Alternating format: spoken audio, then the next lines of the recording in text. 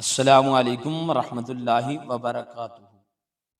حضرت سیدنا ابراہیم علیہ الصلاۃ والسلام کی ولادت کے وقت دنیا کے حالات بڑے ہی عجیب تھے۔ لوگوں کا رہن سہن عجیب انداز کا تھا۔ آج اس ویڈیو میں مکمل طور پر آپ کو آگاہ کریں گے۔ حسب معمول درود پاک پڑھنے اللہم صلی علی محمد کما تحب و ترضی۔ حضرت سیدنا ابراہیم علیہ الصلاۃ والسلام جناب حضرت سیدنا آدم علیہ الصلاۃ والسلام کی پیدائش سے 3337 سال بعد پیدا ہوئے۔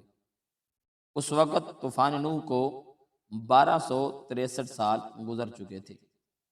یہ تبیان القرآن جلد نمبر 3 صفحہ نمبر 552 پر درج کیا گیا ہے۔ اندازہ کیا گیا ہے کہ 2100 قبل مسیح کے لگ بھگ زمانہ میں، جسے عام طور پر محققین حضرت ابراہیم علیہ الصلاۃ والسلام کے ظہور کا زمانہ تسلیم کرتے ہیں، شہر عر کی آبادی 2.5 لاکھ کے قریب تھی، اور بعید نہیں کہ 5 لاکھ بھی ہو۔ یہ بڑا صنعتی تجارتی مرکز تھا۔ جس ریاست کا یہ صدر مقام تھا، اس کی حدود موجودہ عراق سے شمال میں کچھ کم اور مغرب میں کچھ زیادہ تھی۔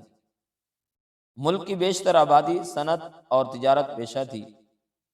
اس عہد کی جو تحریرات آثار قدیمہ کے کھنڈروں سے دستیاب ہوئیں، اس سے معلوم ہوتا ہے کہ زندگی کے بارے میں ان کا نقطہ نظر خالص مادہ پرستانہ تھا، یعنی کہ وہ کسی بت کی پرستش کرنے والے تھے اور اللہ تبارک و تعالیٰ کی توحید کے قائل نہیں تھے۔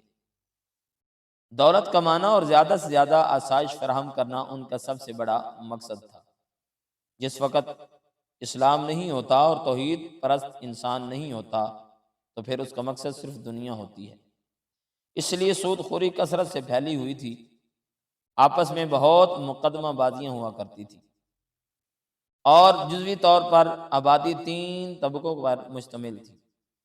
ایک عمیلو، یہ وہ طبقہ تھا جو اونچے طبقے کے لوگ تھے، جن میں پجاری، حکومت کے عہدیدار اور فوجی افسر شامل تھے۔ اس طبقے کو خاص امتیازات حاصل تھے۔ ان کے فوجداری اور دیوانی حقوق دوسروں سے مختلف تھے۔ یعنی یہ وہ طبقہ تھا جو سب سے امتیاز جانا جاتا تھا، جو سب سے زیادہ طاقتور اور بلند سمجھا جاتا تھا۔ ان کے جان و مال کی قیمت دوسروں سے بڑھ کر تھی، اور حضرت سیدنا ابراہیم علیہ الصلاۃ والسلام کا خاندان بھی یہی تھا۔ دوسرا طبقہ جو تھا ان کا، وہ مشکینوں تھا۔ یہ تجارت پیشہ لوگ تھے، اہل صنعت اور زراعت پیشہ لوگ تھے۔ یعنی یہ کھیتی باڑی کے علاوہ اور بھی تجارت کرتے، اور ان کا رتبہ عمیلوں سے کم تھا۔ یعنی وہ لوگ جو افسر شاہی والے تھے اور جن کو خاص امتیازات حاصل تھے، یہ ان سے دوسرے نمبر پر تھے۔ ایک تیسری قوم اور تیسرا طبقہ جو تھا، ان میں پایا جاتا تھا آردو۔ یہ غلام سمجھے جاتے تھے اور مزدور پیشہ لوگ تھے، جو باقی دونوں طبقات سے کمزور جانے جاتے تھے، اور ان کے حقوق بھی ان سے کم تھے۔ سب سے اونچے حقوق تو آپ کو بتایا گیا کہ امیلوں کے تھے، اور اس کے بعد دوسرا نمبر مشکینوں کا تھا۔ اب یہ تیسرے لوگ اردو تھے، جو غلام سمجھے جاتے تھے، اور ان کی جو حقوق کے معاملات تھے دوسروں سے کم تھے۔ اور کے کتبات میں تقریباً 5000 خداؤں کے نام ملتے ہیں۔ نعوذ باللہ استغفر اللہ، ایک خدا کو نہ مان کر 5000 خداؤں کے سامنے یہ جھکنے والے لوگ تھے۔ ملک کے مختلف شہروں کے الگ الگ خدا تھے۔ ہر شہر کا ایک خاص محافظ ہوتا تھا، جس کو رب البلد یا مہادیو سمجھا جاتا تھا۔ ان کا یہ عقیدہ تھا کہ یہ بت جو ہے، یہ محافظ ہے، اور پورے شہر کو اسی کی حفاظت حاصل ہے۔ پورے شہر کا یہ خدا نعوذ باللہ سمجھا جاتا تھا، اور ان کا یہ عقیدہ تھا کہ یہی اس شہر کو آباد رکھے ہوئے ہے۔ اور کا رب البلد ننار یعنی چاند دیوتا تھا۔ دوسرا بڑا شہر لرسا تھا، اس کا رب البلد شماس یعنی سورج دیوتا تھا، کیونکہ یہ لوگ اللہ کو نہیں مانتے تھے، اور یہ سورج کی، چاند کی اور باقی مادی چیزوں کی پرستش کیا کرتے تھے۔ ان بڑے خداؤں کے ماتحت بہت سے چھوٹے چھوٹے خدا بھی تھے ان کے، جو زیادہ تر آسمانی تاروں اور سیاروں میں سے تھے۔ یعنی اللہ عز و جل کو چھوڑ کر انہوں نے اس کی بنائی ہوئی چیزوں کو خدا سمجھ رکھا تھا۔ ان دیوتاؤں اور دیویوں کی شبیہیں بتوں کی شکل میں بنائی گئی تھیں اور تمام مراسم عبادت انہی کے آگے بجا لائے جاتے تھے۔ یعنی بڑے بڑے دیو بت بنائے گئے اور پھر ان کی شبیہیں جو تھی وہ چھوٹے چھوٹے بتوں میں بنا دی گئی۔ ننار کا بت اور سب سے اونچی پہاڑی پر ایک عالی شان عمارت میں نصب کیا گیا تھا، اور اس میں ایک عجیب و غریب بات تھی کہ مندر میں بکثرت عورتیں دیوتا کے نام پر وقف تھیں۔ ان کی حیثیت دیوداسیوں کی تھی، اور ان میں معزز ترین عورت وہ خیال کی جاتی تھی جو ان اپنے بت کے نام پر اپنی بکارت قربان کر دے۔ کتنا غلیظ اور بدترین عقیدہ تھا ان لوگوں کا کہ جو بت پرستی میں اور باقی چیزوں کی پرستش کرتے ہوئے زندگی گزار رہے تھے، اور اس عورت کو معزز گردانتے تھے جو اپنی پردہ بکارت اس بت کے نام پر قربان کر دے۔ کم از کم ایک مرتبہ اپنے آپ کو راہ خدا میں، یعنی وہ جو بت تھا ان کا، اس کے راہ میں کسی اجنبی کے حوالے کرنا عورت کے لیے ذریعہ نجات سمجھا جاتا تھا۔ استغفر اللہ!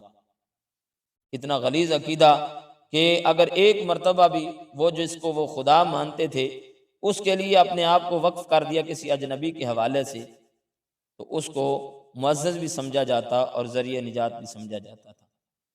ننار محض دیوتا ہی نہ تھا، بلکہ بکثرت باغ، مکانات اور زمینیں اس مندر کے لیے وقف کی گئی تھی۔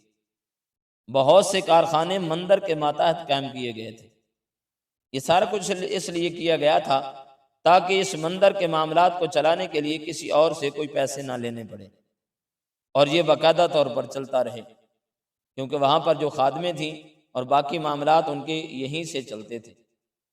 اور آپ نے ابھی سنا کہ عورت کو معزز سمجھا ہی تب جاتا تھا وہ کسی اجنبی کے حوالے اپنے آپ کو کر دے، جبکہ لجپال کریم آقا صلی اللہ علیہ وآلہ وسلم، آپ کے فرمان اقدس کا مفہوم ہے کہ تمہارے سر میں کسی لوہے کی چیز کا لگ جانا اور تمہارے سر کا پھٹ جانا یہ بہتر ہے کہ تم کسی اجنبی عورت کو چھوؤ۔ یعنی اجنبی عورت کو غلط ارادے سے ہاتھ لگانا یہ بھی بدکاری ہمارے اسلام کے اندر بتائی گئی ہے، اور بالکل ایسا ہی ہے۔ اسلام ایک حیا کا دین ہے، لیکن یہ لوگ اسلام سے دور تھے، اللہ کی توحید سے دور تھے۔ اور کا شاہی خاندان جو حضرت ابراہیم علیہ السلام کے زمانے میں تھا، حکمران تھا، اس کے بانی اول کا نام ادنبو تھا، جس نے 2300 برس قبل مسیح میں ایک وسیع سلطنت قائم کر لی تھی۔ اسی سے اس خاندان کو نمو کا نام ملا، جو عربی میں جا کر نمرود بن گیا۔ حضرت ابراہیم علیہ السلام کی ہجرت کے بعد اس خاندان اور اس قوم پر مسلسل تباہی نازل ہونا شروع ہوئی۔ پہلے اعلامیوں نے اور کو تباہ کیا، نمرود کو ننار کے بت سمیت پکڑ کر لے گئے۔ پھر لرسا میں ایک اعلامی حکومت قائم ہوئی جس کے ماتحت اور کا علاقہ غلام کی حیثیت سے رہا۔ ان تباہیوں نے ننار کے ساتھ اور کے لوگوں کا عقیدہ بھی متزلزل کر دیا۔ یہ کچھ باتیں تھی جو حضرت ابراہیم علیہ السلام کی مبارک ولادت سے پہلے کا جو ماحول تھا آپ کو بیان کیا گیا۔ اگر آپ کو ویڈیو اچھی لگے اس کو لائک کریں، شیئر کریں، اور دوستوں کے ساتھ، اور اللہ تعالیٰ سے ایمان کی سلامتی کی دعا کرتے رہیں۔